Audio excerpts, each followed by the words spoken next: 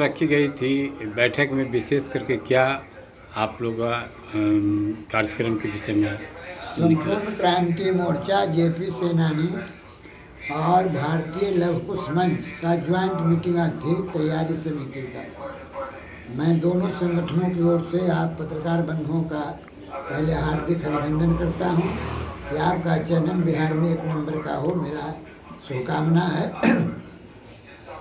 आज के बैठक में मुख्य तौर से 10 सूत्री सवालों पर बातचीत हुआ कि जो 27 अप्रैल को सरदार पटेल भवन दरोगा पथराय पटना 1 में राज्य स्तरीय प्रदेश सम्मेलन होना है।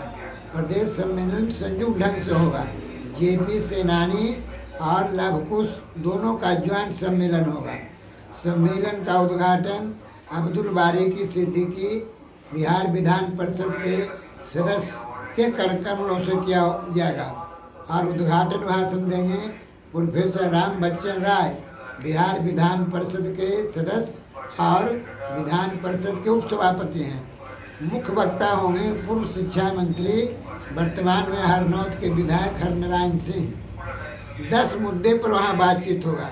पहला मुद्दा होगा कि किसानों को लाभकारी मूल्य दिया जाए। दूसरा होगा कि केंद्र सरकार जेपी सेनानी को 50,000 रुपया पेंशन दे और राज्य सरकार 25,000 पेंशन दे, नीतीश कुमार। तीसरा मुद्दा है बेरोजगारी, बेरोजगारों को काम दो या बेरोजगारी भत्ता दो। अगला है भ्रष्टाचार को ब्लॉक स्तर से दिल्ली सचिवालय तक नरेंद्र मोदी की सरकार और नीतीश कुमार की सरकार अखंड भ्रष्टाचार में डूबा हुआ है, इस पर ब्रेक लगाइए। अगला होगा महंगाई पर रोक लगाओ। उसके नेक्स्ट होगा इलेक्शन कमीशन से हम लोग की मांग है कि 15 साल के लड़का लड़की को वोट देने का अधिकार दिया जाए और चुनाव का खर्च पूरा चुनाव आयोग वहन करे।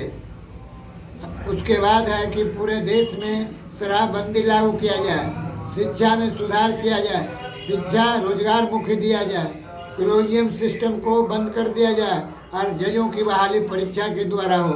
पड़ोसी राज्य हो, पाकिस्तान हो, बांग्लादेश हो, अफगानिस्तान हो, चाइना हो, लंका हो, बर्मा हो, ये तमाम पड़ोसी देशों से बातचीत करके नरेंद्र मोदी या केंद्र सरकार बातचीत करके मामला को हल करे और शांति का रास्ता अपनाए। जब हम शांति का रास्ता अपनाएंगे तो ही मुल्क विकास करेगा। विशेष मुद्दा जो है सर, आपके जो आज का जो कार्यक्रम सामाजिक एकरूपता, हम जगदेव बाबू के उस नारे को आगे कर रहे हैं कि जगदेव बाबू, शहीद जगदेव बाबू 74 में उनको कांग्रेस के लोगों ने गोली मार दिया। उनका कहना था कि 100 में 90 शोषित है, 90 भाग हमारा है। हम 90% लोग दलित जो हैं, पिछड़ा हैं, आदिवासी हैं, मुसलमान हैं, ये लोग की गोलबंदी कर रहे हैं। हम 10% के खिलाफ हैं।